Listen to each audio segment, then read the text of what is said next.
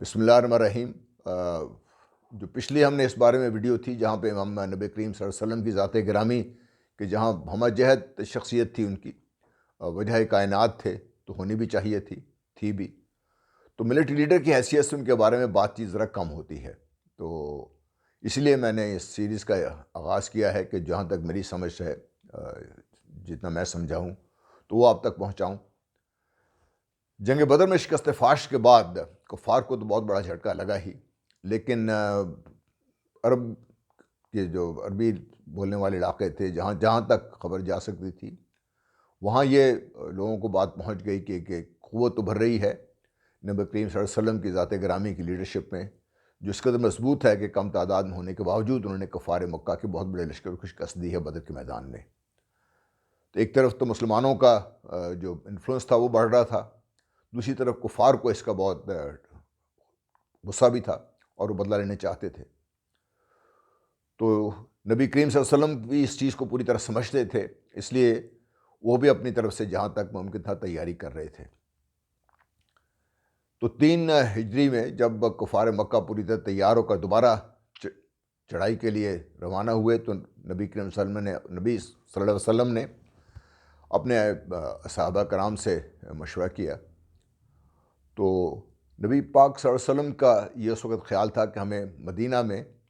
قلعہ بند ہو کر یہ لڑائی لڑنی چاہیے، لیکن صحابہ نے مشورہ دیا کہ وہ کھلے میدان میں باہر لڑنا چاہتے تھے، تو نبی صلی اللہ علیہ وسلم نے صحابہ کرام کے مشورے کو فوقیت دی۔ بات یہ ہے کہ مشورہ کرنا اور مشورے پہ اپنے ساتھیوں کی اگر بات وزندار ہو تو اس کو قبول کرنا، یہ ایک بہت بڑی ہمارے لیے ایک ہدایت ہے جو شاید آج کی لیڈرشپ یہ بات نہیں سمجھ رہی۔ بہرحال تو اس کے لیے احد کا میدان سلیکٹ ہوا، وہ ایک پہاڑی علاقہ تھا مدینہ کے قریب میں، تو مسلمانوں نے وہاں پر پہنچے۔ تو پہاڑی علاقے میں آپ کو یہ بھی اچھی طرح معلوم ہے کہ ایک راستہ تھا جہاں سے کفار مکہ وہ مسلمانوں کے لیے ایک مصیبت بن سکتی تھی، تو وہاں پہ تیر انداز مقرر کر دیے گئے اور ان کو حکم دیا گیا کہ آپ نے یہاں سے ہلنا نہیں ہے، کیونکہ وہ ایک گیپ تھا۔ یہ بات سمجھنے کی یہاں پر یہ بھی ہے کہ جس طریقے سے بدر میں زمینی حالات کو اور زمین کو جس طریقے سے استعمال کیا، موسمی حالات کو جس طریقے سے استعمال کیا، یہ نبی کریم صلی اللہ علیہ وسلم کی ذات گرامی ہی تھی جنہوں نے احد کے میدان میں جو زمینی حالات تھے اس میں جو کمزوری تھی اس کو بھانپ لیا اور اس کا تدباب کرنے کے لیے وہاں پر تیر انداز بھی مقرر کر دیے۔ جنگ شروع ہوئی، اس کی تفصیل میں تو خیر آپ سب نے پڑھی بھی ہے، سنا بھی ہے، اور جب کفار مکہ کے پاؤں اکھڑ گئے اور وہ وہاں سے پسپا ہونے لگے تو جو تیر انداز تھے یہ اپنے لیڈر کا، اپنے کمانڈر کا یہ حکم بھول گئے اور وہ بھی اس چڑھ دوڑے، اور ان کو بھی خیال یہ ہوا کہ شاید اب اس کے بعد ان کے لیے مسئلہ نہیں ہوگا۔ اگر وہ حکم مانتے اور وہاں سے نہ ہلتے تو جو اس کے بعد جو ہوا، جب خالد بن ولید نے اس گیپ کا استعمال کیا اور باقاعدہ حملہ آور ہوئے، وہ نہ ہوتا۔ تو ایک اور چیز جو بڑی واضح یہاں پر ہی کہ جب ایک دفعہ مشورہ کر کے میدان جنگ کے جب تمام جزیات طے ہو جائیں تو پھر اپنے کمانڈر کی حکم بدولی بہت نقصان دہ ثابت ہو سکتی ہے۔ اور یہ بھی کہ جو دوربین نگاہیں تھیں میرے نبی پاک کی، انہوں نے چونکہ یہ بھانپ لیا تھا اور ان کی جو سمجھ تھی اس تک یہ جو 50 تیر انداز تھے نہیں پہنچ سکے، اور ان کی کمزوری کی وجہ سے، ان کی غلطی کی وجہ سے مسلمانوں کو بہت نقصان اٹھانا پڑا۔ یہاں پر جب خالد بن ولید حملہ آور ہوئے اور اس گیپ کو استعمال کیا تو ایک وقت یہ آ گیا کہ کفار نبی کریم صلی اللہ علیہ وسلم کی ذات گرامی کے نزدیک پہنچ گئے۔ یہاں پر ایک اور بڑی اہم چیز جو میں لے کے آنا چاہتا ہوں، جب یہ ہوا تو جو صحابہ کرام تھے وہ تو اپنی نبی کی اس پر اپنی چھب جانیں قربان کرنے کو تیار تھے، انہوں نے گھیرے میں لیا ہوا تھا، لیکن وہاں پر جو چیز میں آپ سے بتانا چاہتا ہوں کہ یہ ایک ایسی جگہ پہ پہنچ گئے جو پہاڑ میں، اگر آپ دیکھیے جب بھی آپ پہاڑوں کو دیکھتے ہیں تو بارش کا پانی آتا ہے تو اس میں ایک رستہ بنا دیتا ہے، وہاں سے کٹ شروع ہو جاتا ہے، کریوس ایک بن جاتی ہے، وہ جو نیچے جاتے جاتا ہے وہ پھیلتی جاتی ہے، اور جو آپ نیچے سے چڑھائی کی طرف جائیں تو وہ تنگ ہوتا جاتا ہے اوپر سے راستہ۔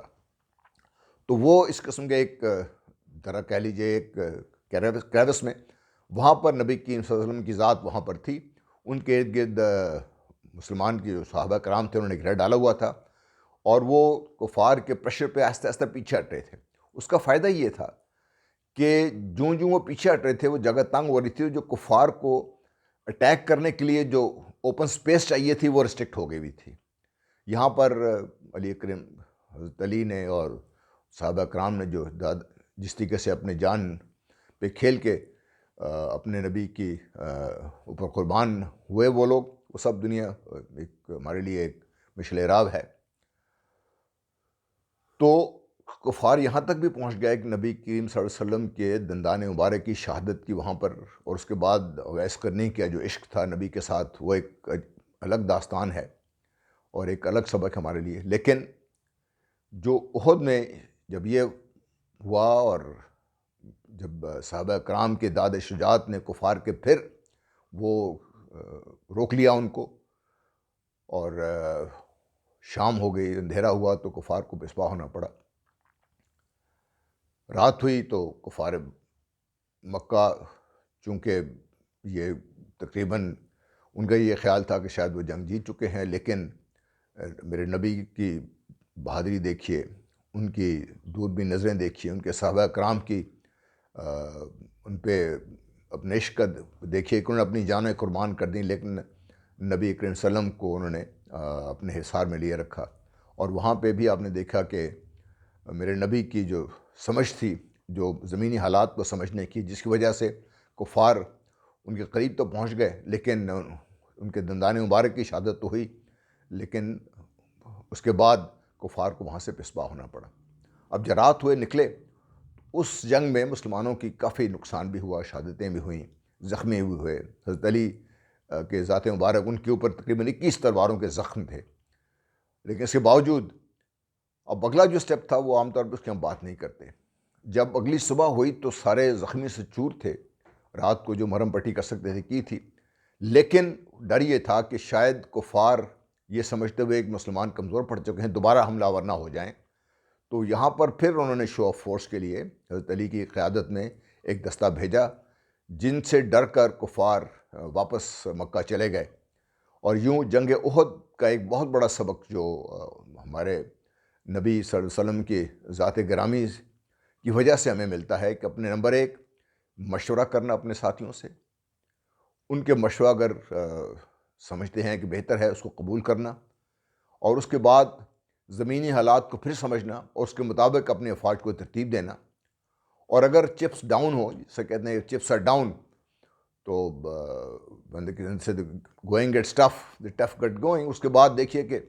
جب خالد بن ولید نے کافی حد تک مسلمانوں کو دبا لیا تھا، وہاں پر بھی میرے نبی کی ذات گرامی ایک چٹان کی طرح موجود تھی، اور ان کے صحابہ نے اپنے اور ہمارے نبی کی ذات پہ اپنے آپ کو قربان کر دینا اپنے لیے ایک بہت بڑا اعزاز سمجھا، جس کی وجہ سے کفار آخری دم پر ان کو پھر یہ احساس ہوا کہ وہ نہیں آگے بڑھ سکتے، تو ان کو پسپا ہونا پڑا۔ اور پسپا ہونے کے بعد حالانکہ مسلمانوں کو نقصان بھی ہو چکا ہوا تھا، نبی کریم صلی اللہ علیہ وسلم کی ذات گرامی بھی زخمی ہو چکی تھی، ان کے دندان مبارک شہید ہو چکے ہوئے تھے، حضرت علی اور باقی حضرت حمزہ شہید ہو چکے ہوئے تھے۔ اس کے باوجود اگلے دن صبح فجر کی نماز کے بعد ایک دستہ ترتیب دے کے حضرت علی کی قیادت میں 21 تلواروں کے زخم کے باوجود ان کو جنگ احد سے اور مدینہ سے باہر بھیجا گیا، تاکہ کفار مکہ کو یہ شک نہ پڑ جائے کہ وہ کہیں مسلمان کمزور پڑ گئے اور دوبارہ حملہ آور نہ ہو جائیں۔ تو یہ وہ سبق ہیں جو ہمیں اس جنگ غزوہ بدر سے ملتے ہیں۔ اس کے بعد جو ہوا وہ اور بھی دلچسپ بھی ہے اور سبق آموز بھی ہے، اور وہاں پر جو اس جنگ کی ان جنگیں، چاہے وہ غزوہ حنین ہو، غزوہ خندق ہو، غزوہ خیبر ہو، تو یہ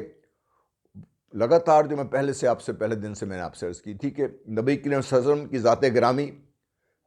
چاہے ملٹری ہسٹری کی تاریخ میں ایک ہی ایسی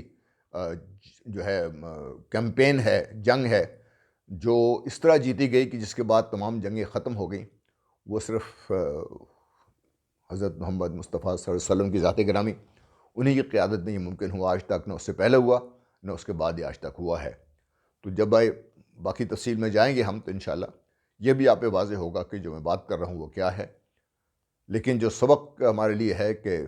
بار بار جو میں دہراتا ہوں کہ عقل و دانش کا استعمال یہ مسلمانوں کی میراث تھی، سمجھ بوجھ کے غور و فکر یہ جو مسلمانوں کی میراث تھی وہ ہمیں دوبارہ حاصل کرنے کی ضرورت ہے۔ جذبات اپنی جگہ، جذبات کی ضرورت بھی ہے اور وہ اپنے وقت پر کام آتے ہیں، لیکن عقل و دانش کے بغیر جذبات جتنے بھی مضبوط ہوں وہ آپ کے کام نہیں آ سکتے، نقصان ہو سکتا ہے، جس کا ہم نے جنگ احد میں مظاہرہ دیکھا۔ تو آج کے لیے اتنا ہی، انشاءاللہ ملیں گے پھر اگلے ویڈیو میں۔ اللہ حافظ، السلام علیکم۔